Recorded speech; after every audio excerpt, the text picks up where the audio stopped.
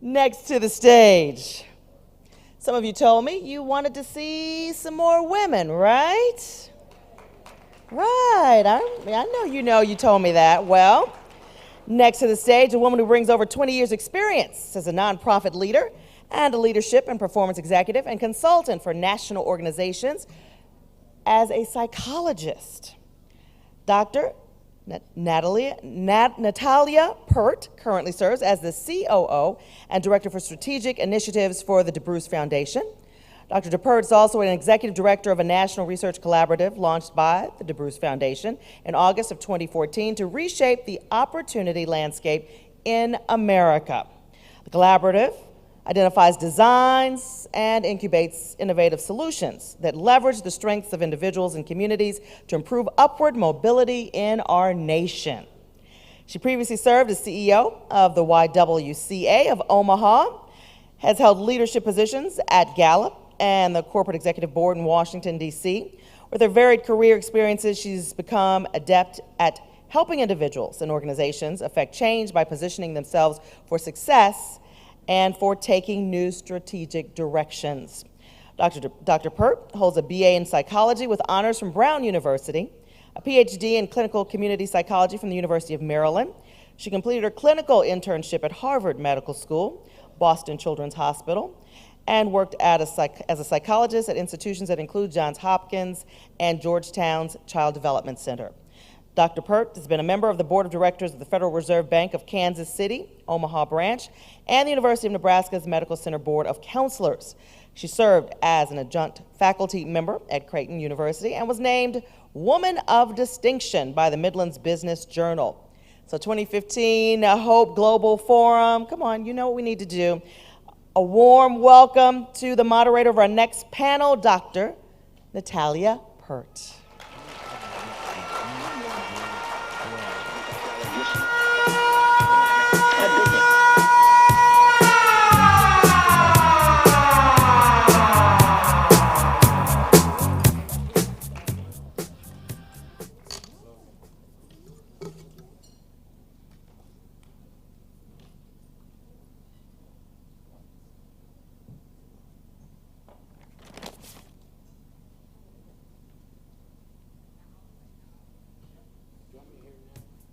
Yes, thank you.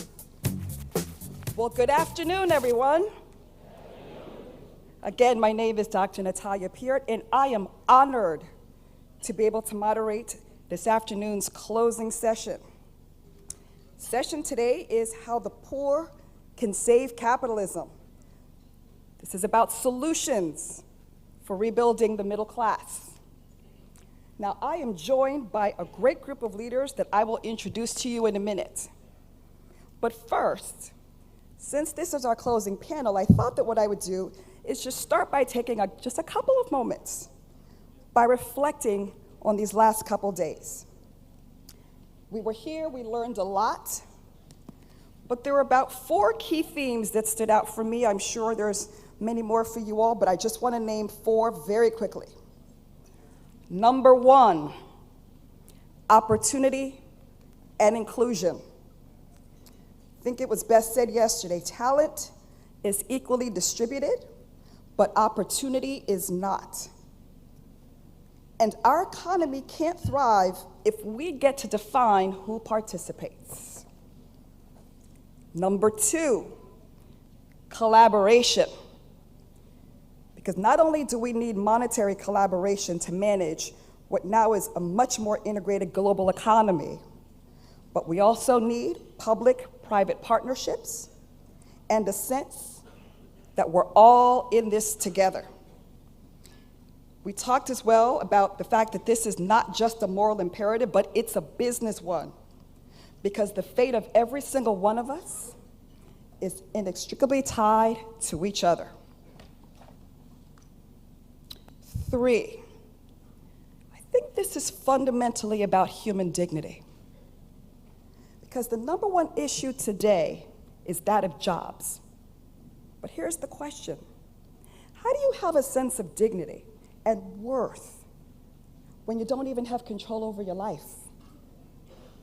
What we all want is the dignity of being able to try, to fail, to learn, to give, to dream. Now, this isn't true just for some of us, it's true for all of us. And finally, what I take from this forum is a sense of our place in history. Now, folks, let's not miss the bigness of this moment. This forum was not meant to simply be a spectator sport.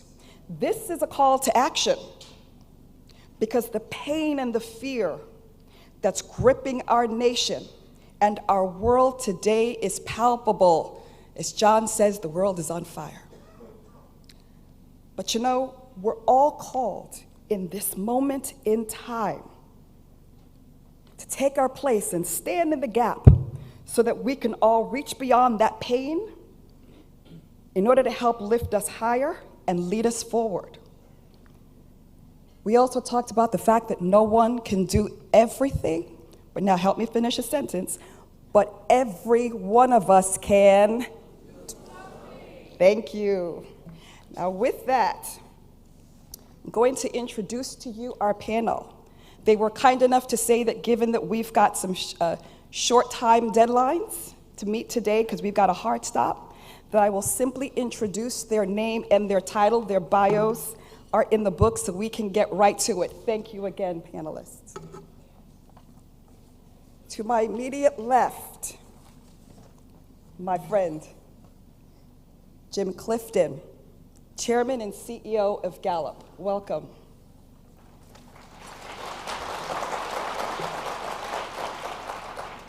Another one of my Omaha friends, Jeff Schmidt, Chairman and CEO, Mutual of Omaha Bank, President and CEO, Omaha Financial Holdings.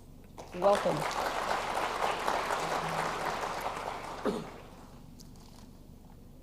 Ambassador Mathilde Mukatabana, Ambassador of the Republic of Rwanda of the United States of America, and non-resident ambassador to Mexico, Brazil, and Argentina. Welcome.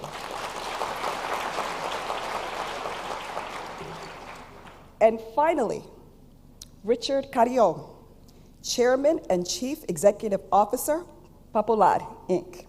Welcome.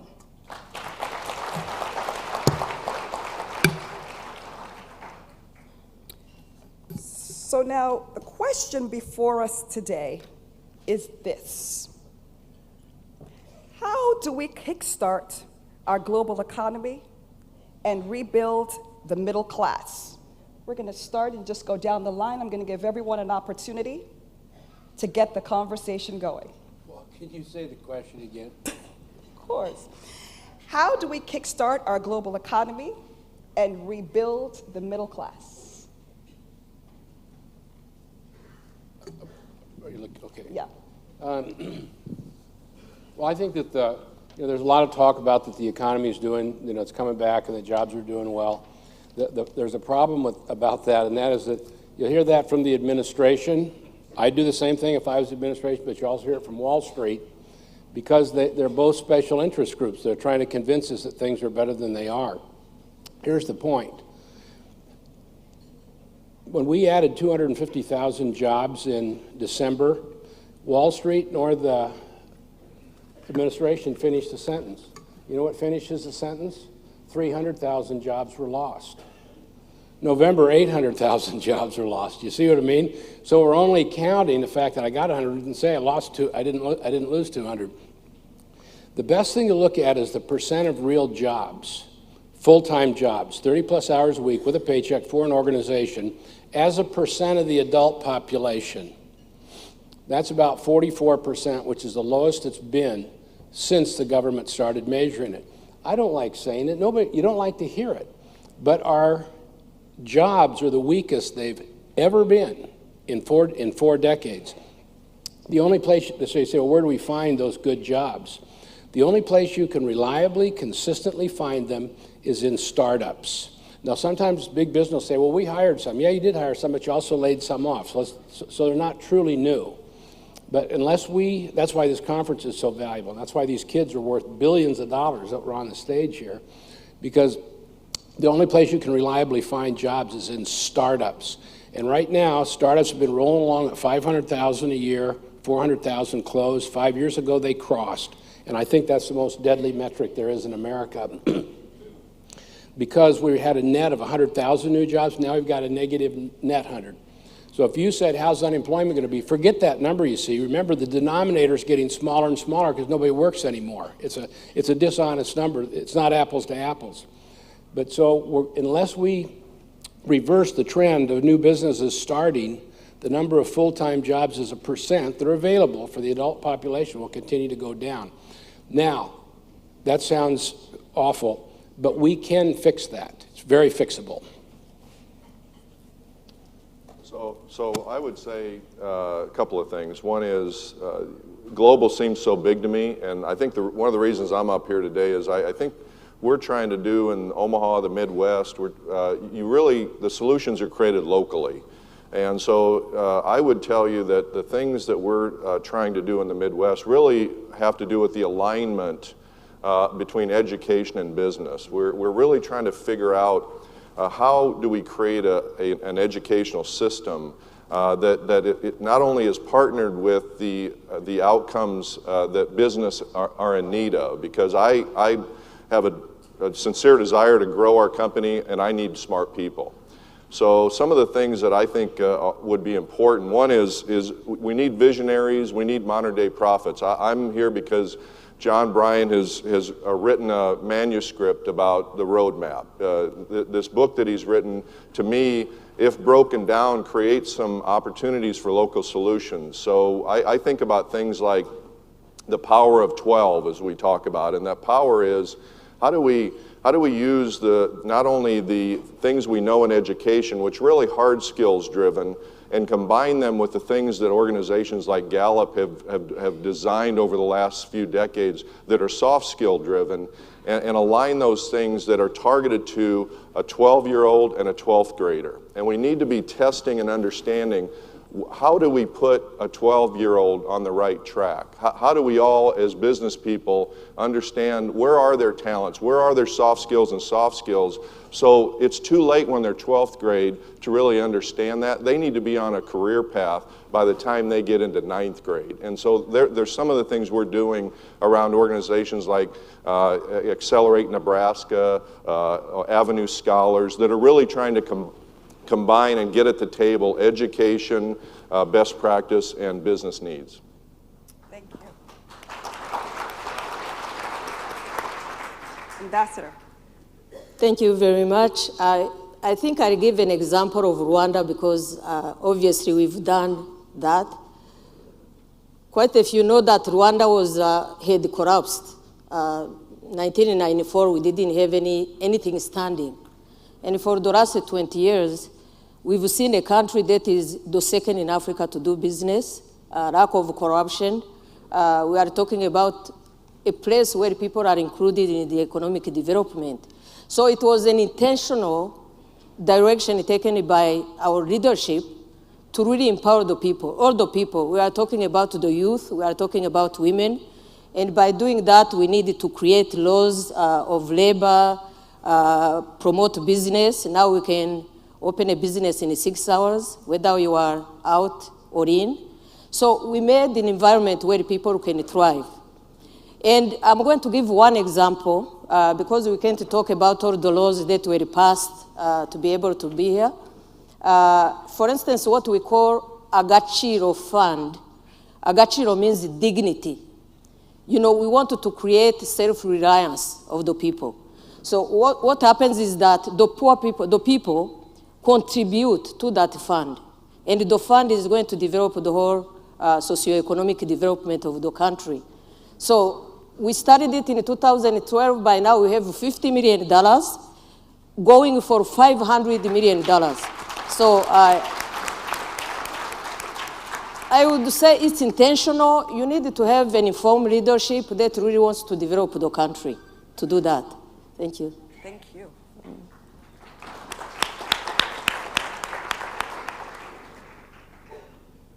Just before I start, I just want to thank John O'Brien for having me here.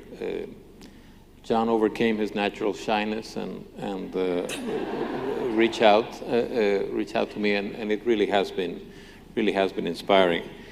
In terms of the question, I think there are three key things, and it's jobs, and jobs. It's the amount of jobs we create, the quality of the jobs we create, and what's the impact those jobs are going to have on furthering the economy.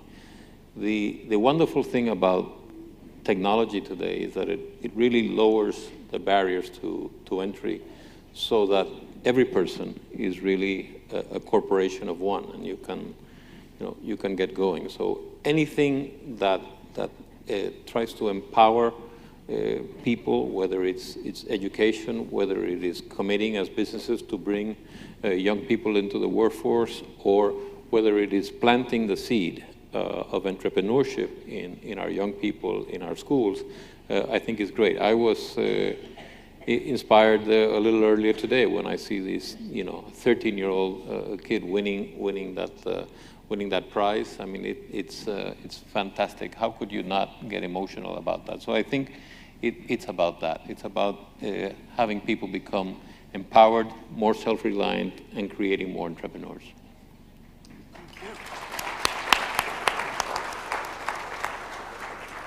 With the time we have left, I'm going to ask everybody one more question. We've got over 1 billion people worldwide living in extreme poverty. What role can developed nations play in creating economic self-sufficiency within these impoverished areas? What's the one thing you'd like to see? Start anywhere. Jeff. Boy, these are big questions. Like I said, I really believe that what I love about Operation Hope, and I'm sitting up here, I think, representing the people in the audience, that this is really a call to action. I mean, the first thing is, when it comes to extreme poverty, we've got to figure out where that is, and we've got to collaborate, both public and private organizations. It just shouldn't happen. We're in too wealthy of a world to really see that and put up with it. But from there, if we get people to a baseline, here again, I get back to Operation Hope's solution-based approach. I can tell you this whole idea about 700 credit score is a brilliant idea, and I can tell you this from my business. Now, I will buy anything that's credit related if it has a credit score over 700, irrespective of who you are or where you are. There is some magic to that in our system, in our capitalist system. So doing that, and then I really like the discussion that's being had about this B- project, where I have a concern that the top 2/3, I believe, of children coming through the educational system, I believe will find a great path. It's the bottom third that I'm most concerned about, where we're losing them at 9th and 10th grade. And that we need to solve that quickly. Ambassador. I'll be maybe speaking for the whole African continent, encouraging developed nations to come as partners. Quite frankly, now we are talking about Africa rising, but it's an uneven type of progress. And most people, especially inspired leadership, don't want aid. They want to trade. It means that that's what we are looking for. Thank you. Thank you. Well, I think you look at things such as the Millennium Goals that the UN put out. You look at things, there's a British economist called Green. He's got an interesting TED Talk. He has something called the Social Progress Index, and it is really access to basics, things like running water, things like sanitation, things like being assured you have some basic health services, things like being assured there's safety, there's security. It is these things that I think are fundamental if you're talking about that billion people, and again, technology can be very empowering. You have the Gates Foundation working on something as basic as a toilet, and the cheapest and most efficient toilet, and that is important to many places in the world. You have access to communications that can be enormously uplifting and can take education to the far reaches of the earth. So I think it's that access to the very basic things that perhaps most of us take for granted, but that billion people it really is not privy to that. Covering the basics. Thank you. And finally, the math you'll have is the last word. the math is boring but serious. The problem with global GDP is we're not selling stuff to each other fast enough to create enough jobs for 7 billion people. So GDP is increasing globally, but at a decreasing rate, and population's growing. So that's the math on why it doesn't work.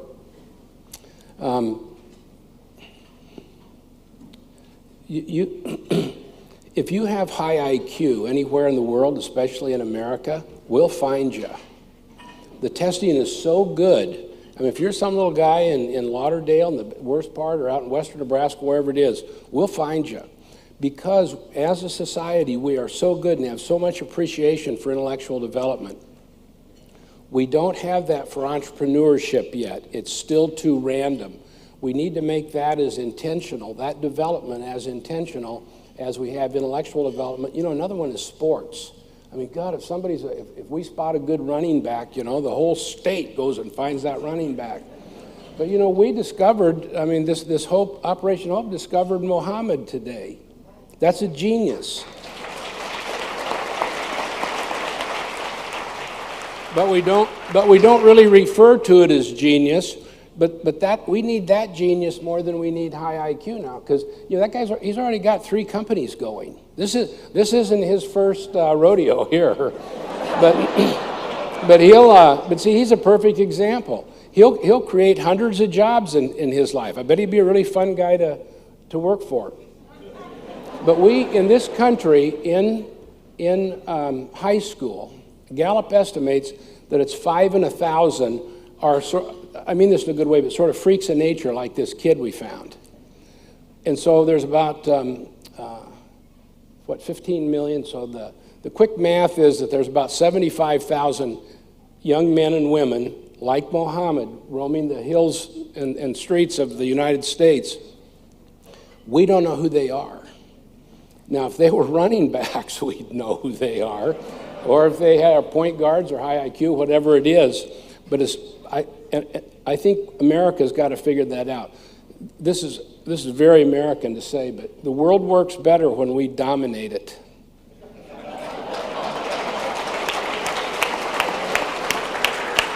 But I think that's the best thing that we can do for poverty is dominate the world economically again. Well, listen, we are out of time for today. I did want to pick up on this very last point. We've got to be able to raise talent, locate it, and harness it. Thank you all so much for being here today.